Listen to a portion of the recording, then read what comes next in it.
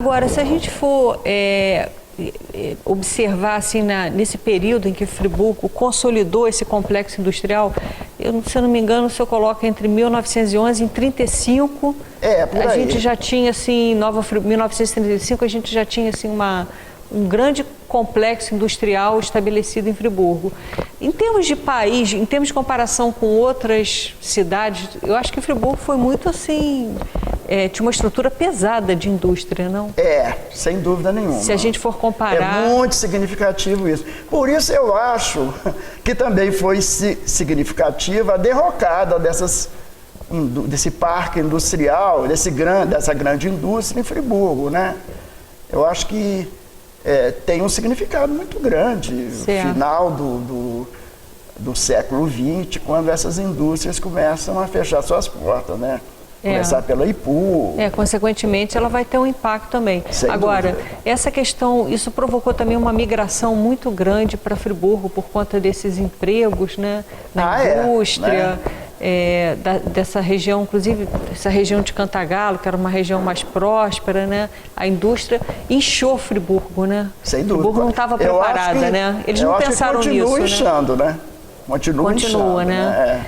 A gente vê, você não se surpreende, às vezes quando você vai para um bairro que você... Tipo, Conselheiro Paulino, por exemplo. Você chega para aquela região, às vezes eu fico espantado de ver como é que aquilo cresceu, assim, de repente. Né? O crescimento, e é fruto dessa migração, sem dúvida. Né? Pelo Vale do Paraíba, o café penetrou em Minas Gerais, na zona da mata, onde a cultura se desenvolveu de maneira notável. Como acontecera no estado do Rio, criaram-se as grandes fazendas de café, com a nobreza rural latifundiária sustentada pelo braço escravo.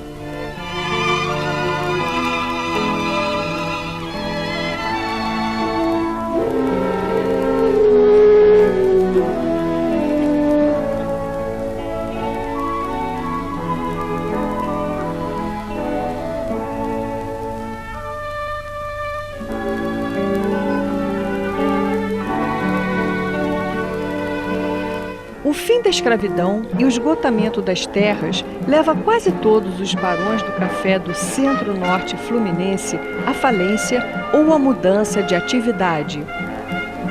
Alguns fazendeiros migraram para a pecuária e o golpe republicano dividiu a grande Cantagalo em diversos municípios. A crise da economia cafeira no centro-norte fluminense e, paralelamente, os novos empregos gerados nas indústrias de Nova Friburgo incharam esse município. Nova Friburgo, segundo o censo de 1900 do IBGE, possuía 16.117 habitantes. 20 anos depois, a população aumentaria 78%. Em 1920, são 28.651 habitantes. Nova Friburgo estava preparada para esse crescimento? Qual foi o impacto da industrialização na veranista Nova Friburgo?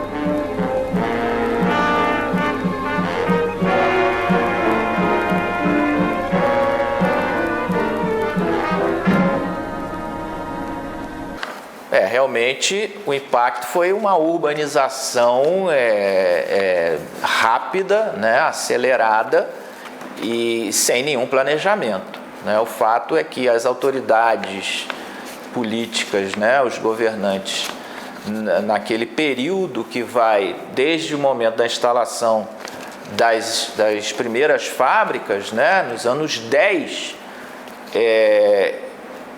e depois, né, com a nova instalação de outras, até meados do século XX, anos 60, 70, até os anos 80, na verdade, né, que nós temos aí o momento de auge dessa indústria têxtil, houve um processo de mudanças radical, né, na composição aí da cidade e da própria sociedade friburguense, né? Friburgo, no final do século XIX, era um apêndice de Cantagalo, não tinha nem vamos dizer, o status de uma cidade autônoma, né? Só vai conquistar isso depois da República, né? No finalzinho do século XIX, e ao longo do século XX assume a condição de principal polo econômico, social, político de toda essa região, né? Há um esvaziamento das cidades vizinhas, há um esvaziamento da economia no campo, né? Por conta daquela crise cafeeira que eu já falei, e há um crescimento da cidade de Nova Friburgo por conta da instalação das fábricas. O próprio setor urbano em Friburgo cresce desmedidamente e a relação, né, entre habitantes na área rural e habitantes na área urbana, ela se modifica com um inchaço mesmo do setor urbano, né? Então, hoje nós temos a população quase toda na área urbana e muito menos gente na área rural. Então, isso vem desse processo, né? E não houve grandes planejamentos, né, para organizar melhor a nossa cidade, né? As consequências estão aí para serem vistas, né? E tem várias discussões. Em alguns momentos a cidade vivenciou, né, principalmente na Câmara Municipal, discussões sobre plano diretor. Tem essa discussão lá nos anos 40, 50, e depois isso é retomado mais recentemente, né? Mas mesmo assim, um planejamento, né, do crescimento da cidade, ele não foi totalmente cumprido pelos governantes ao longo da história de Nova Friburgo, e por isso nós temos vários problemas aí, questão de trânsito, de moradia, né? A ocupação dos morros de forma totalmente problemática, né? E é algo que tem que ser repensado, né? Professor João, falando sobre essa questão dos operários alemães, a gente ouve assim, alguns relatos. O senhor estava falando sobre essa questão dos industriosos alemães. Uhum. Eles eram vistos, pelas entrevistas assim, que eu já fiz, havia um rigor muito grande em termos de disciplina nas fábricas, né, que a gente ouve através dos relatos. Você tem alguma coisa para Eu acho que essa disciplina foi trazida exatamente por esse modelo industrioso alemão, né? Todo o processo de educação, eu não estou aqui justificando algum excesso disciplinar, não, mas todo processo educativo tem que ter uma certa disciplina, né?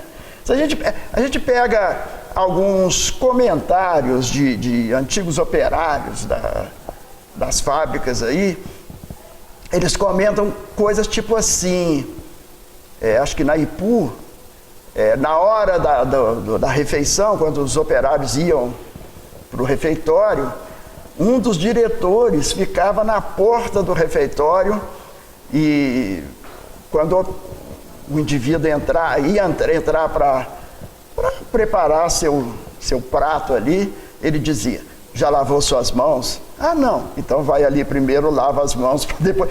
Isso tem um aspecto... É disciplinar? Mas é educativo também. Certo. Né? Então tem coisas assim. Eu não estou... Agora, claro, tem excessos absurdos, né? De um controle muito grande das idas das operárias e dos operários ao banheiro, por exemplo. Essas coisas existiam sim. E eu, na minha dissertação de mestrado e na dissertação também da Heloísa Cerzedelo Correia, a gente levanta alguns itens dessa disciplina fabril que era muito ferrenha, assim. Isso acontecia. Acontecia mesmo, né? Acontecia mesmo. Esse rigor, né? Agora, outra coisa que, conversando com um ex-operário da fábrica de rendas, ele dizia também que havia um certo paternalismo da direção. Muitos deles, quando iam se casar e tal, eram chamados à direção da fábrica, e a direção muitas vezes perguntava: você tem casa? Você já tem casa própria, etc? Não, olha, a gente aqui pode pensar uma maneira de emprestar um dinheiro para você construir sua casa própria. Havia essa preocupação. Isso é interessante. Havia essa preocupação. Inclusive esse modelo de fábrica com casas operárias também, que é uma coisa que não vilas existe, operárias, com vilas, né? É um modelo assim interessante, né? Isso tem um lado de controle da força de trabalho, né? Porque nessa época, Janaína, o Rio de Janeiro, por exemplo, a existência do botequim era muito grande, quer dizer, aqueles trabalhadores operários, por exemplo, no Rio de Janeiro, era muito comum ao terminarem ali o expediente, o trabalho, eles saírem e ir para o botequim, tomar cachaça, etc. E ali, de vez em quando, se envolvia em brigas. Isso era muito comum. Há até um trabalho muito interessante de um historiador da Unicamp, chamado Trabalho, Lar e Botequim, que ele analisa essa situação no início do século XX, no Rio de Janeiro. Né? E essa preocupação em criar vilas operárias, é claro que a patronal estaria sempre de olho. Seria uma forma de controle, no cotidiano, né? Certo. Exatamente, das famílias ali, né? Sem dúvida que é esse aspecto. Mas há, por outro lado, um aspecto também que é interessante se ver, que a partir desse tipo de disciplina se evita certos males, né? Certo. Agora, dentro assim de uma cronologia dessa instalação das indústrias, você falou que começou em 1911. Qual foi o auge desse processo dessas indústrias em que ela, não sei se só tem esses números, quando gerou maior número de empregos na região? Não, aqui de cabeça eu não tenho, né? Mas os momentos de instalação, você tem início, né, em 1911, a ARP, em 1912 já a IPU, né, com Maximilian Falck, e já em 25 a criação da Filó. E é interessante que e em 37 a AGA, mas a AGA foge um pouco, metalúrgica, né? Que é importante para servir as têxteis, né? As indústrias têxteis. Exatamente.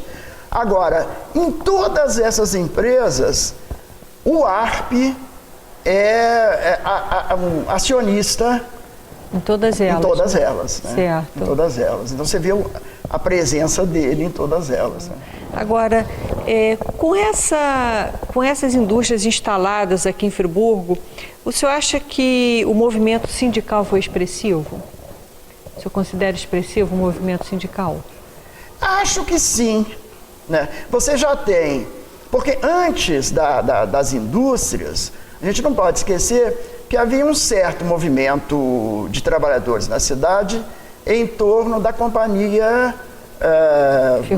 ferroviária, né, da Leopoldina. Né? É tanto que se essas indústrias que nós estamos falando, começaram a sua vida aqui em 1911, mas você já tem um certo tipo de organização anterior. A sociedade humanitária dos operários, que não era bem um sindicato, era uma organização mutualista, que fora comum na Europa, no Brasil também, já existe desde 1893.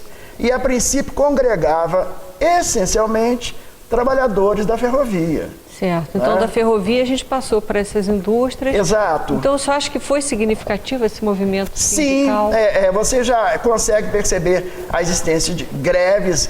É claro que, por exemplo, uma greve de ferroviário não era exclusiva de Friburgo, né? Ela geralmente atingia toda a rede ferroviária, lá de baixo, vindo de Cachoeira, passando por Friburgo, até Cantagalo, etc. Mas você já tem, por volta de 1918, 1920, já surgimento de algumas greves, geralmente setorizadas, né? Atingiam quase sempre uma ou outra indústria. Em Friburgo, a gente tem um registro da greve de 33, né? Mas antes disso já havia. Já houve uma antes dessa? Se eu não me engano, aqui de cabeça eu não me lembro, mas eu tenho a impressão que 22 já começa... Uma grande greve, assim? Que mobilizou todas as indústrias, assim? Todas, não. Porque na época também existia o quê? A IPU e a ARP, né?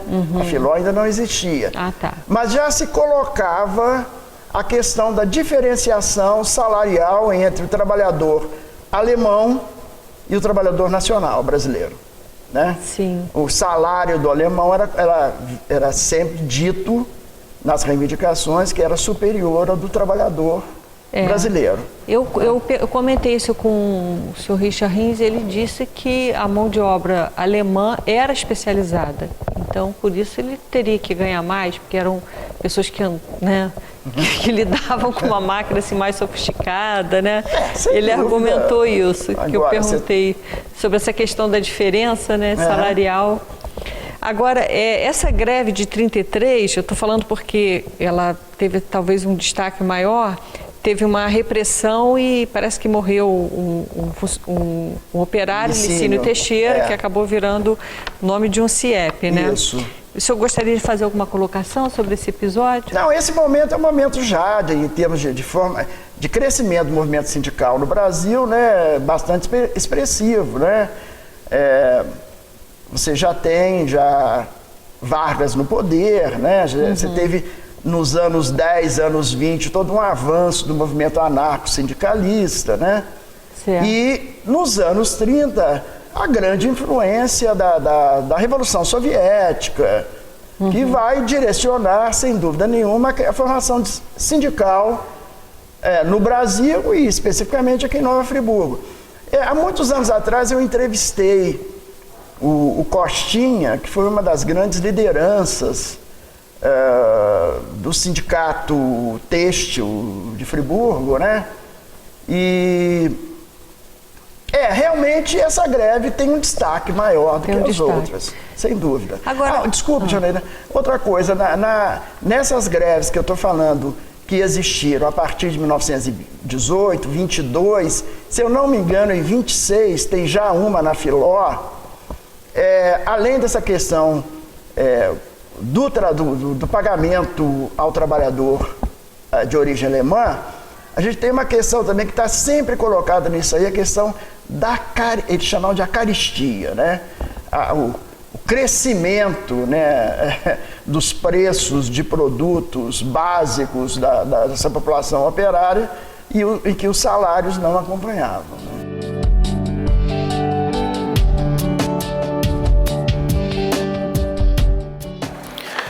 O movimento sindical, ele, desde os anos 20 do século XX, quer dizer, desde o momento em que as fábricas estão instaladas, ele começa a se organizar, mas ganha peso efetivamente depois de 1930, quando, com o governo Getúlio Vargas, o Ministério do Trabalho começa todo um processo de legalização dos sindicatos, com a intenção, inclusive, de fazer com que esses sindicatos ficassem atrelados à política de governo e não com independência, com autonomia para atuar conforme os interesses dos trabalhadores. Mas mesmo assim, mesmo com esse controle exercido pelo Ministério do Trabalho, os sindicatos começam a ser organizados e conseguem, né, realizar em diversos momentos lutas importantes, né?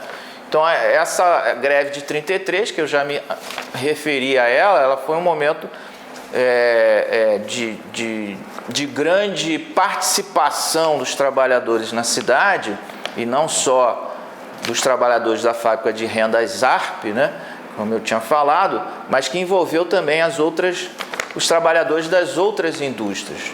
A indústria têxtil, naquele momento, adquiriu um destaque maior na economia local. Então, o sindicato dos trabalhadores têxteis tinha um peso, né, nessas mobilizações, nessas lutas, mas também havia outros sindicatos dos trabalhadores na construção civil, sindicato dos trabalhadores em padaria, né, no setor de alimentação e outros. Mas, sem dúvida, pelo menos dos anos 30 até os anos 50, o sindicato têxtil vai ser o sindicato mais importante, né? Dos anos 50 em diante, já com a instalação das indústrias metalúrgicas também, outro sindicato que vai passar a ter uma importância aí ao sindicato dos trabalhadores metalúrgicos, né?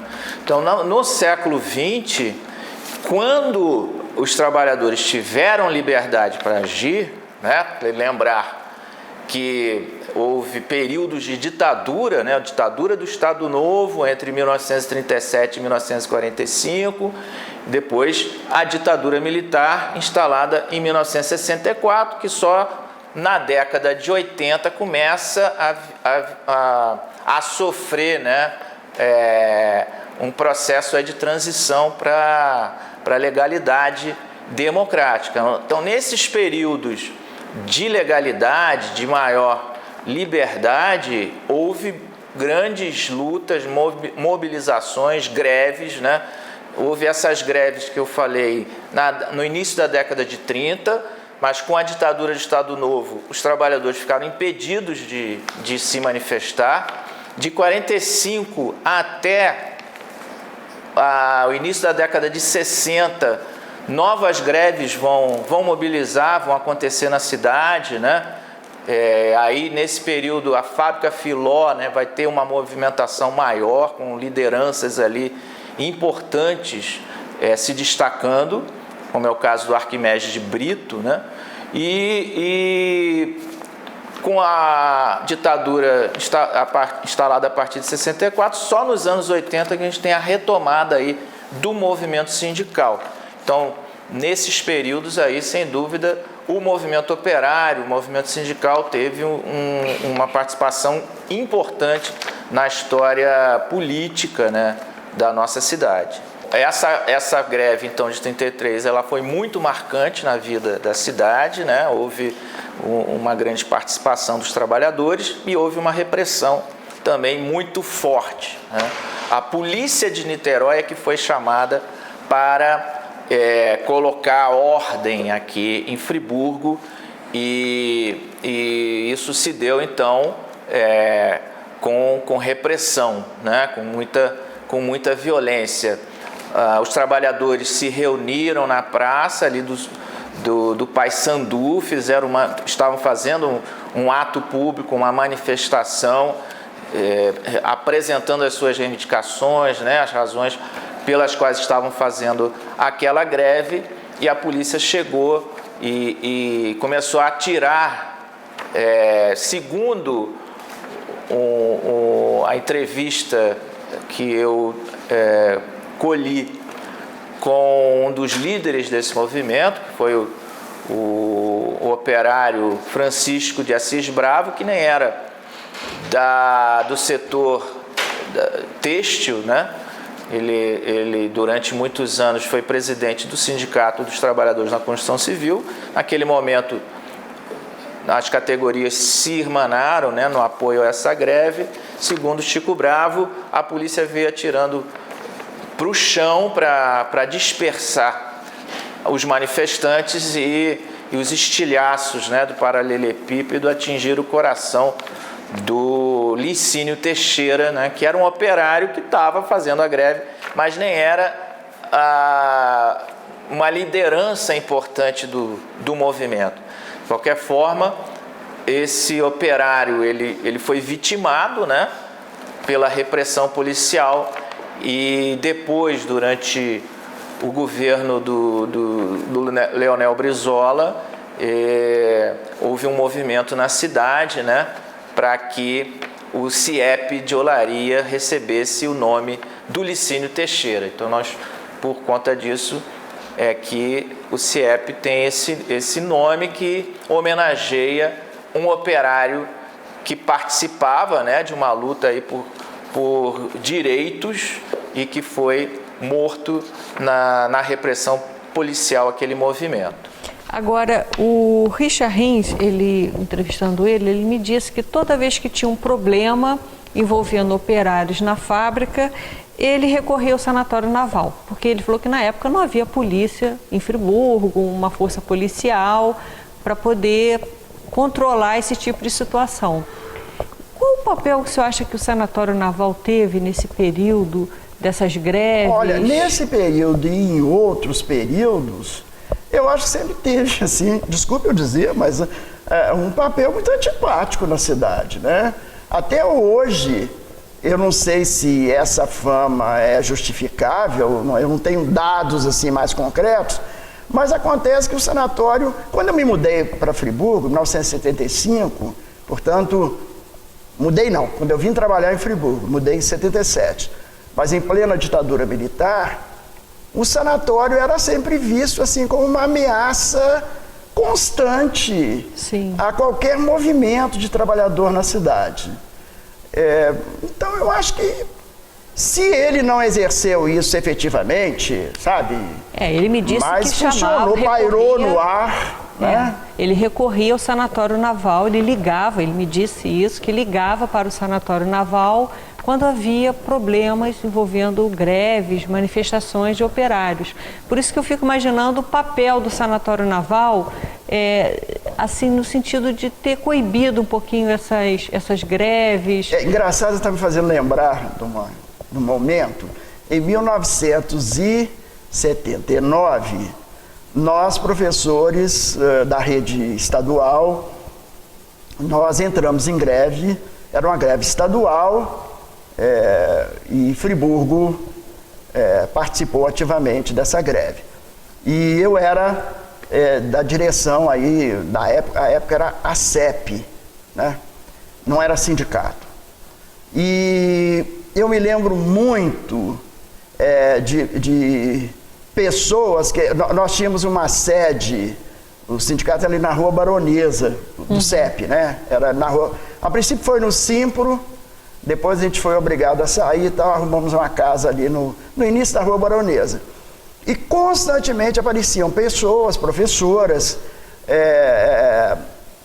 me lembro de uma senhora que era esposa de alguém do sanatório naval, e sempre traziam assim essa situação um tanto alarmante. Olha, cuidado, o sanatório naval já está sabendo. O sanatório vai descer. Vai descer. Era a expressão que eles usavam. Essa expressão, sim.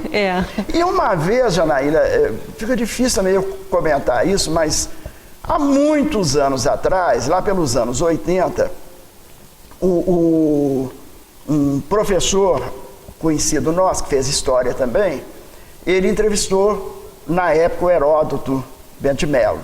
E o Heródoto dizia isso, a mesma coisa.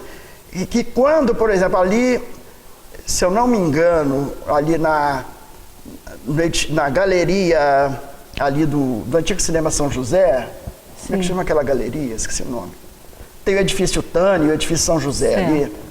E ali era um ponto de encontro de intelectuais, de jovens da cidade, que ali tomavam uma cervejinha, não sei o quê. E quando ele, Heródoto, na época, isso lá pelos anos 60, percebia que o clima estava esquentando, né, as manifestações, etc., ele imediatamente ligava para o sanatório naval, que imediatamente mandava um jipe com 4, 5 marinheiros ali dentro do jipe. O jipe estacionava em frente, né, e imediatamente esvaziavam os bares ali da galeria. O Valor então, também, quando foi deposto, né, ele foi detido no sanatório naval. O sanatório naval interviu nessa transição da saída dele e a entrada do vice, que é Heródoto. O Heródoto. E há um outro caso curioso também da Madre Cosmeli, né? E ela, mais ou menos é essa a história.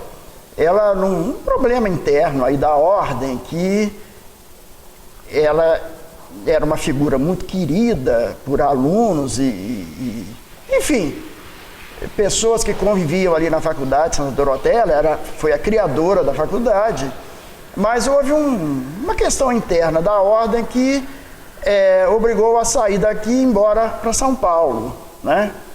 Mas a população de Friburgo fez isso período da ditadura militar.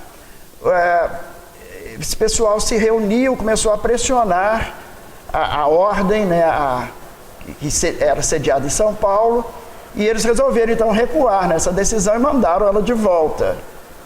E ela contando uma vez para mim que quando ela veio de ônibus, o ônibus parou em Muri e ela viu uma manifestação do lado de fora. Quando ela percebeu, era uma parcela da população de Friburgo que foram até Muri para recebê-la.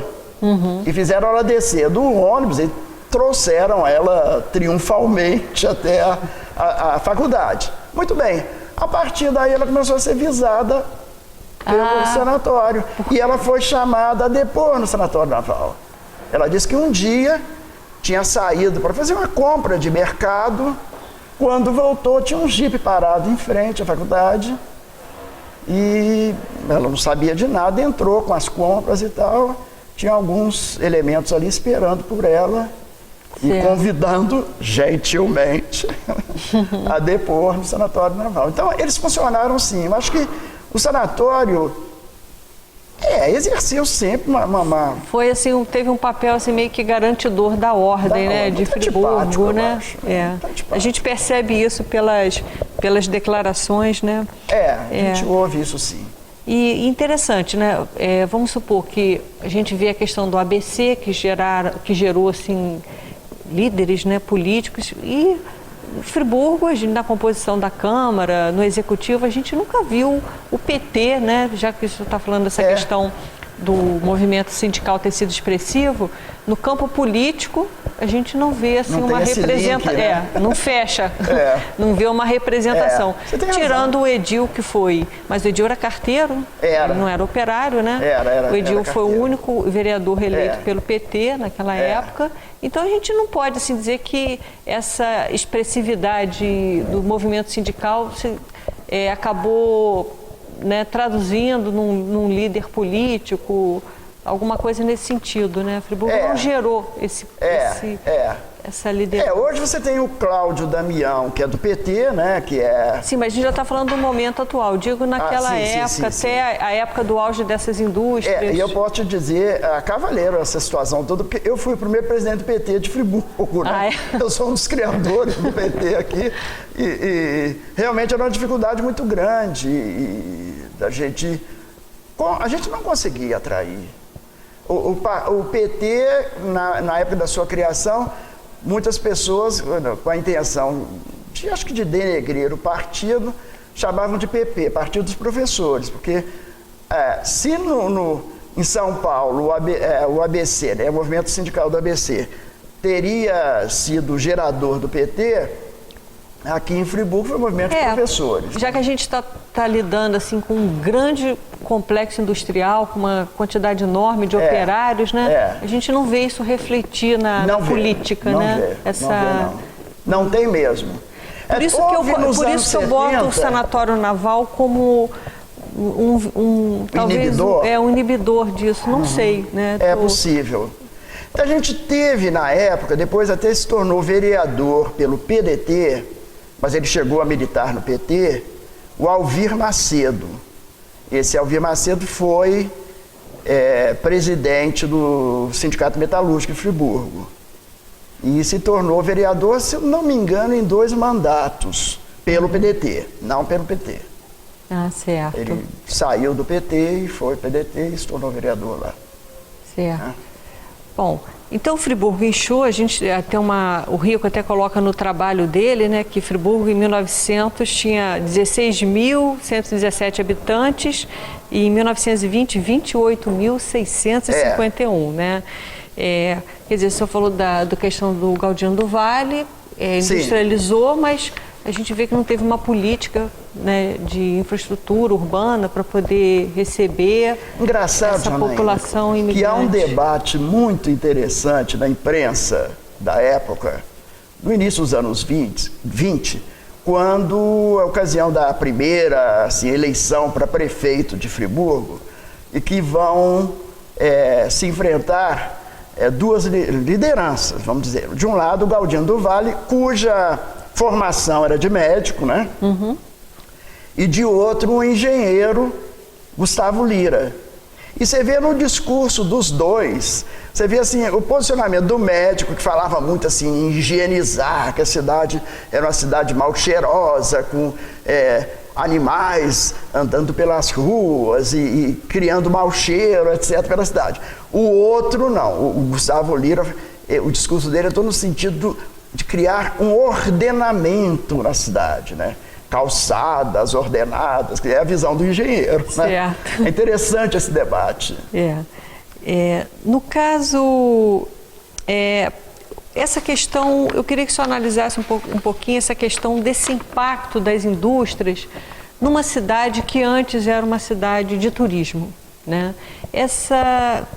Como o senhor vê o senhor acha que Friburgo conseguiu conciliar essa questão do turismo, tendo esse grande complexo industrial, ou ela perdeu isso e não vai conseguir resgatar? Eu acho que perdeu e não achou até hoje. Qual é esse impacto assim, da industrialização, né? O senhor coloca, a gente pode dizer mesmo, desse período da instalação das indústrias até o declínio delas, a gente pode definir isso como uma fase industrial? Seria essa a terminologia correta? Sem dúvida. A fase de industrialização de Friburgo. Sem dúvida. Eu acho até, Janaína, você que estudou bem isso no século XIX também, a chegada da ferrovia e como é que isso vai trazer um impacto, né, trem de passeio, no turismo. Exatamente, né? Agora, até hoje, fala-se muito que Friburgo é uma cidade bonita, muito bonita, tem um termo que usa, não sei o que lá, próximo ao céu, né? Uma frase de algum escritor que está me fugindo um pouco aqui, né? Que é linda, a natureza é linda, mas não existe efetivamente um trabalho, uma política no sentido de organizar esse turismo na cidade, né? Fica muito aleatória a coisa, eu acho. Certo. Né? A cidade continua sendo uma cidade potencialmente turística, mas você não vê políticas que organizem isso, que recebam bem os turistas que vêm de fora, né? Eu estive recentemente em Florianópolis, agora início do ano, eu fiquei encantado com a acolhida que você, que chega de fora, tem na cidade de Florianópolis, né? Os tais, eles chamam lá os manezinhos da ilha, né?